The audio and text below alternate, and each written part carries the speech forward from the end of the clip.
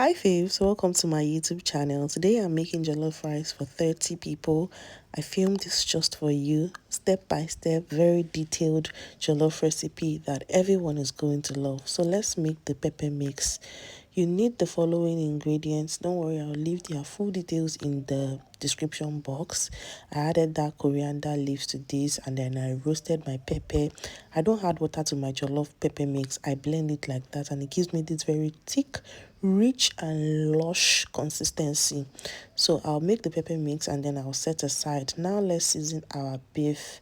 So I will add my beef to a pot, add some onions, add some chicken seasoning, some curry powder. You need curry powder for your jollof, some garlic powder, some bay leaves, and mix this to combine. Then add a little bit of water so it can give me stock for my jollof.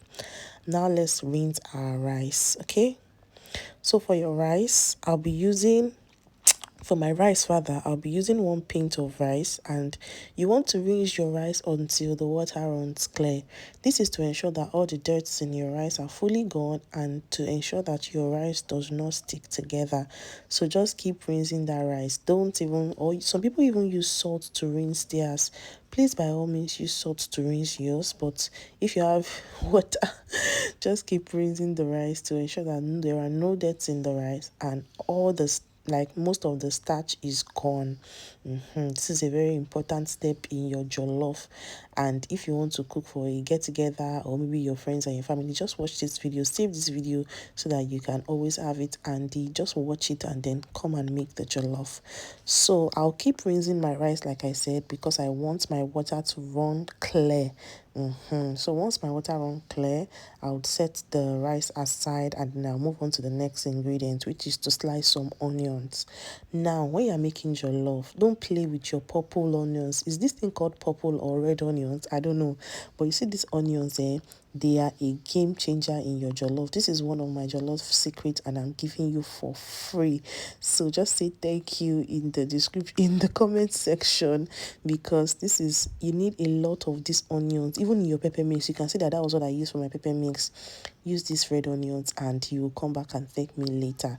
They are a game changer in your jollof. Okay, so just slice it like this and then set it aside, and we'll be using this in the course of this video. I hope you're learning, faves.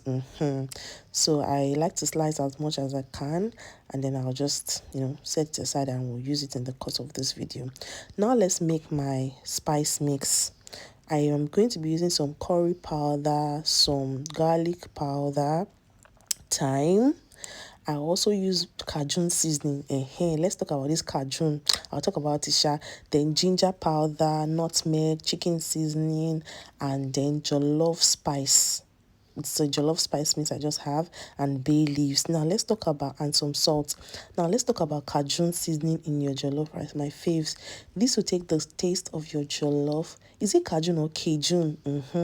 I know that some people will come for me and say it's not Cajun, it's Cajun. Whatever. Cajun seasoning will take your jollof from 0 to 100.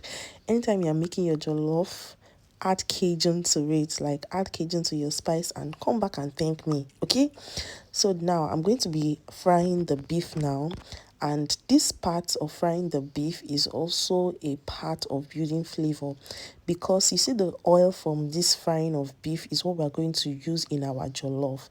So your jollof is not going to taste bland, it tastes beefy. And let me tell you, if you ask me to choose between chicken and beef, which one has more flavor, trust me, beef is more flavorful than chicken. Like the taste in beef is very intense, so that is why I'm using this. So for my tomato mix, I'm using Gino, regular Gino, and Gino party jollof. I will use 1/3 of the regular one and then 1 sachet of the Gino party jollof.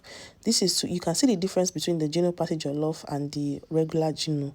The difference is clear. One is more intense. So as I was saying, the flavor that is in beef is very, very intense.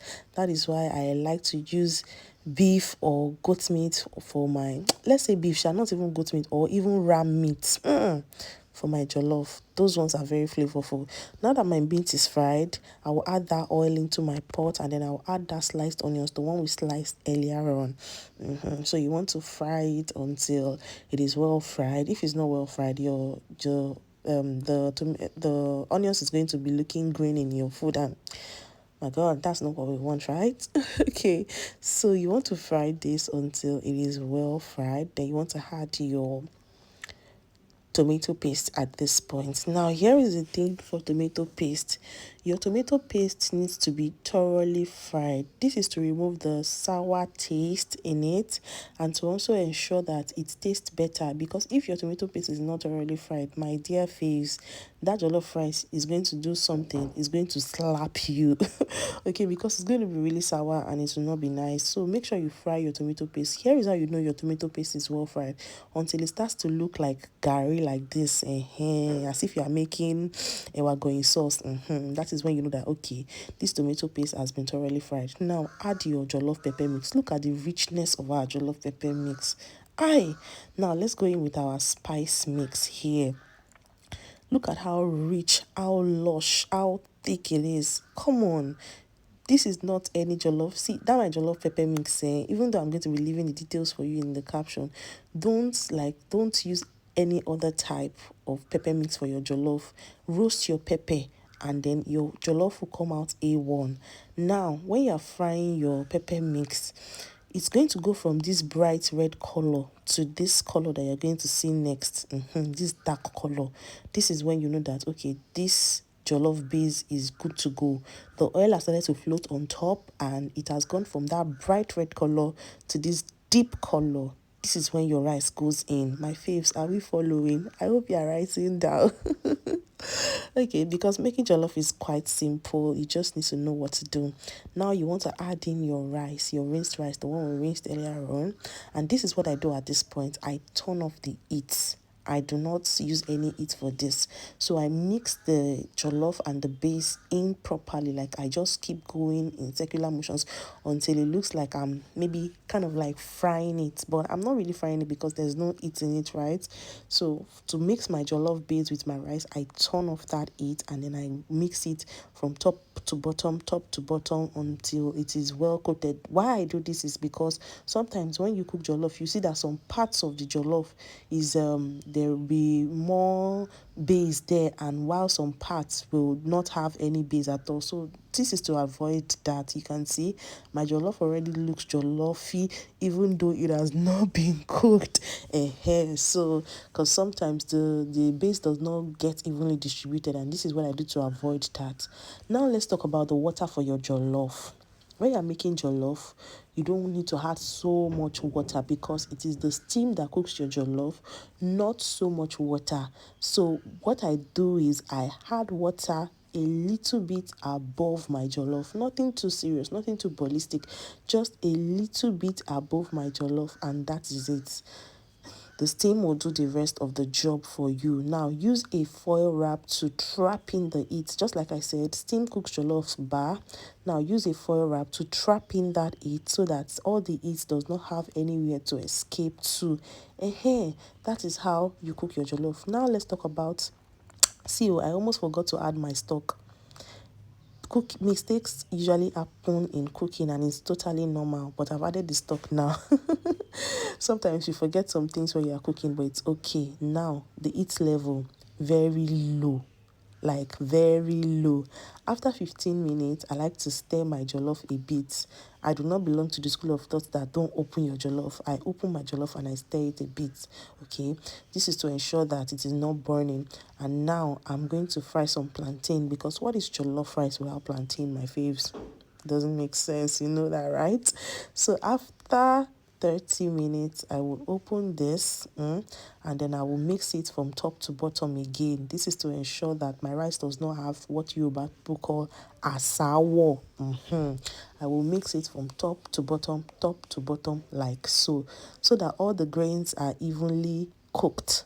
Now I'll cover it, and when it is 45 minutes on dots, I will add some butter to this. If you want your jollof to be popping, please add butter. Yes, jollof needs oil, so add butter instead of vegetable oil. Add some sliced onions and some sliced tomatoes. Now what we are doing is we want to smoke up that jollof. So create a hole in the middle of your jollof. Create a hole in the middle of your jollof, cover your jollof and ramp up the heat, like take it to the highest for 5 to 7 minutes. Don't worry, everywhere is going to be choking, but don't mind it. You are smoking up that jollof and you're adding a depth of flavor to your jollof. Now look at that smoke. Hey, wait. If you taste this jollof, it will be tasting smoky. All it will be saying is smoky, smoky, smoky. This is how you make smoky jollof. Okay, very flavorful, very nice. Everyone is going to love it. So if you have a get together, a mini birthday party, just use this recipe. I'll leave all the detailed measurements in the description box. Use this recipe to cook your jollof and everyone will ask you, where did you buy your jollof? It will taste so good, so different, regular, more than the regular normal homemade jollof rice. And yes, jollof buns. Look at the bottom of my jollof pot. Okay, jollof needs to burn if you want to cook correct jollof. Oh, it gas to burn. So my fave, did you enjoy watching this video? Please share, like and follow me for and subscribe to my YouTube channel for more amazing recipes like this. And it will encourage me to keep showing up for you. Thank you so much for always watching my videos. I will always be grateful and appreciative of your views. If you have any questions at all on your jollof, feel free to ask me in the comment section. By God's grace, I would answer you. So this jollof is going to 20 random people on my street or in my area. Thank you so much for watching. It's because of your views that I am able to do this. Thank you.